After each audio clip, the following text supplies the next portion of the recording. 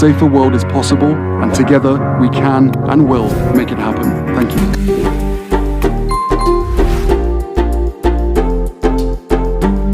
When you show up in community, you find that group that makes you feel like home, but oftentimes you also find yourself again.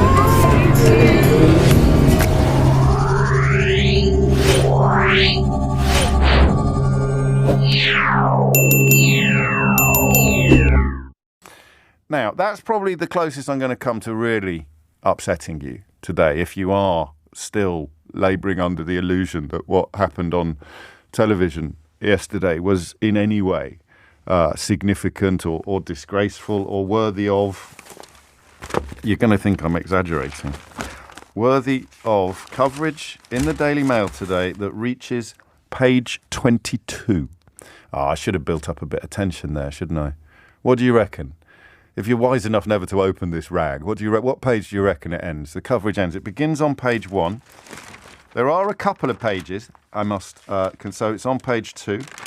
Then they have pages 3, 4 and 5 focusing on what could be loosely called news, except page 3 is photographs of the wives and girlfriends of football players. So I don't know that that's really news, but pages 4 and 5 have a look at some proper news.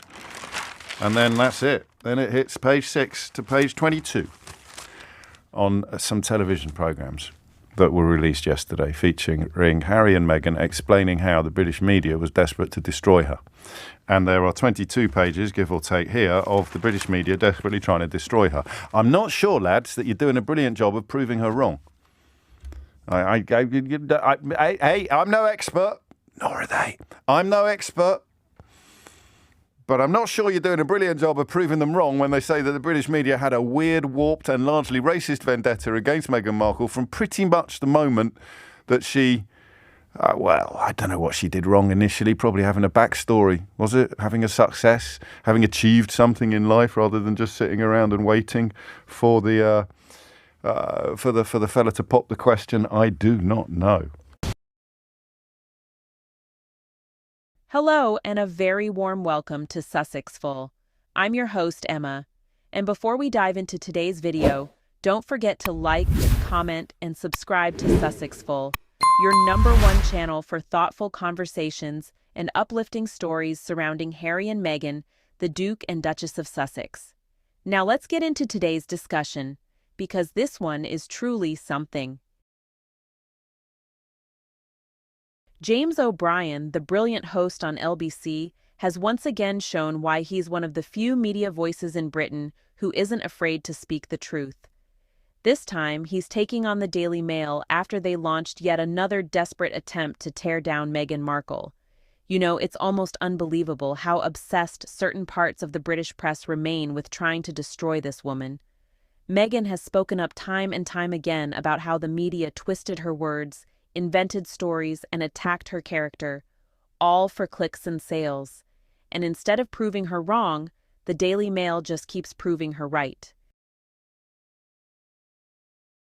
James O'Brien said it best. "I'm not sure, lads, that you're doing a brilliant job of proving her wrong. That one sentence sums up the entire situation perfectly, the irony of it all.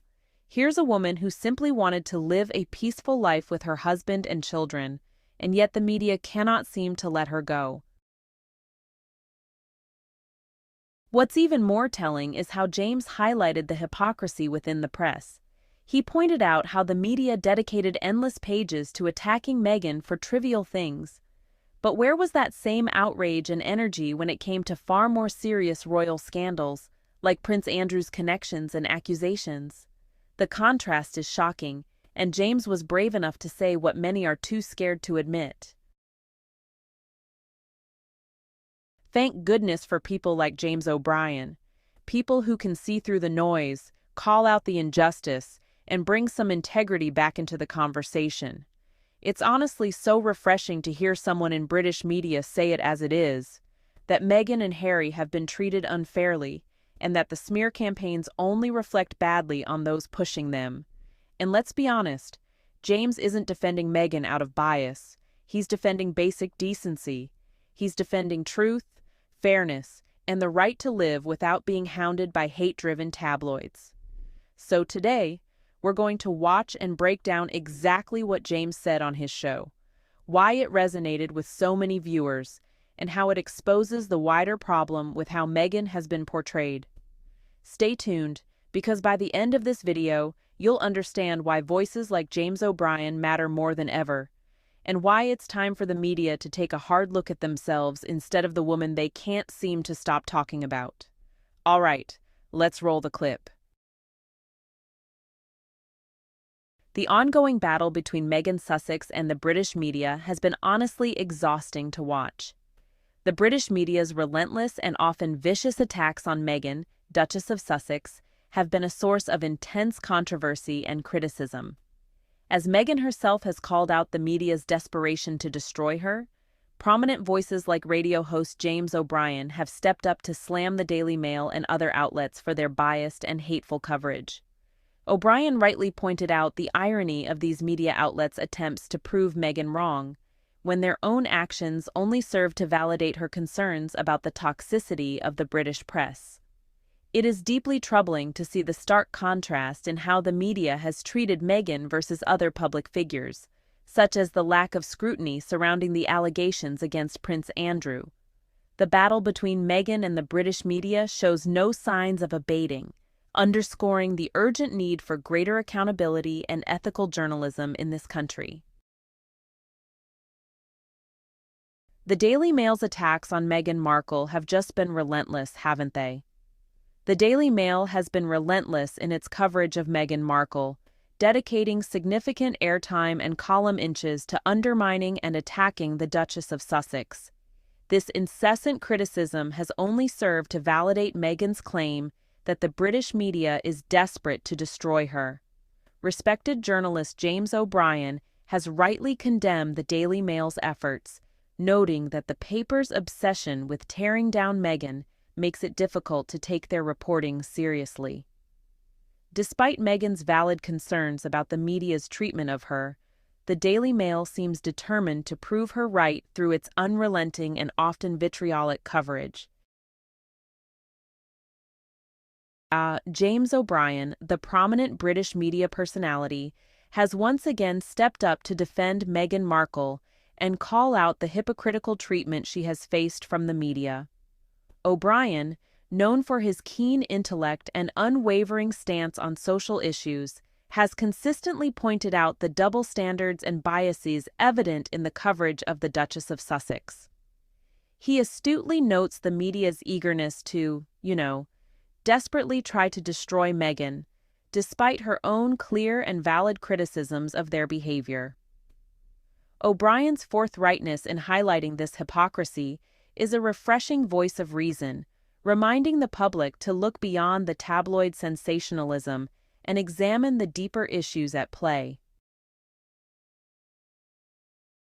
While the media has been relentless in its coverage of Meghan Markle, the same cannot be said for the case of Prince Andrew. Despite being accused of sexual abuse, the prince has not faced nearly the same level of intense scrutiny from the press.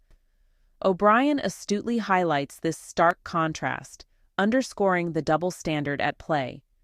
The differing treatment of these two public figures exposes the media's selective outrage and its willingness to protect the privileged elite, even in the face of serious allegations. This selective reporting serves to further reinforce the notion that the British media is indeed desperate to destroy Meghan Markle, as she so eloquently stated. The British media's treatment of public figures, particularly Meghan Markle, has been the subject of intense scrutiny and criticism. The media's history of negative coverage has led many to question its priorities and biases, with some arguing that the coverage of Meghan Markle has been particularly harsh and unwarranted. As commentator James O'Brien pointed out, the media's eagerness to destroy Meghan Markle stands in stark contrast to the limited attention given to more serious issues, such as the allegations against Prince Andrew. This discrepancy highlights the media's tendency to sensationalize certain stories while overlooking others, ultimately raising concerns about its role in shaping public discourse and perceptions. Meghan Markle's recent comments have shone a light on the immense challenges she has faced at the hands of the British media. By accusing certain outlets of being desperate to destroy her, she has powerfully articulated the unrelenting scrutiny and hostility she has endured. Meghan's perspective illuminates the stark reality that even a member of the royal family is not immune to the media's ruthless and often biased agenda.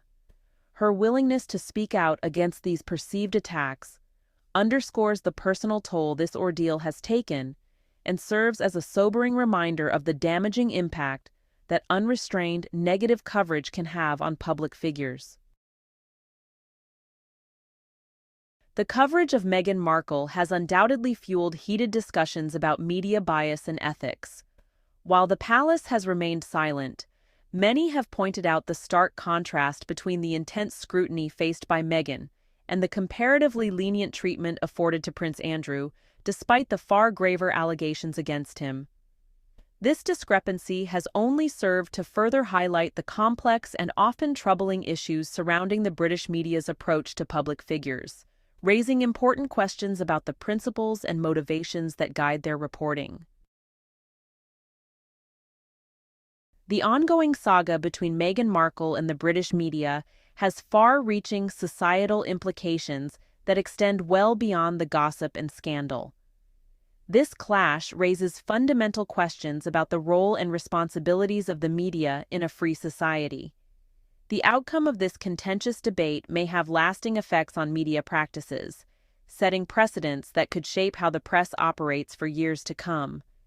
As influential voices like James O'Brien point out the troubling double standards at play, it becomes clear that the stakes go far beyond one individual's experience. The way this situation unfolds could have profound ramifications for the future of journalism and the balance of power between public figures and the Fourth Estate.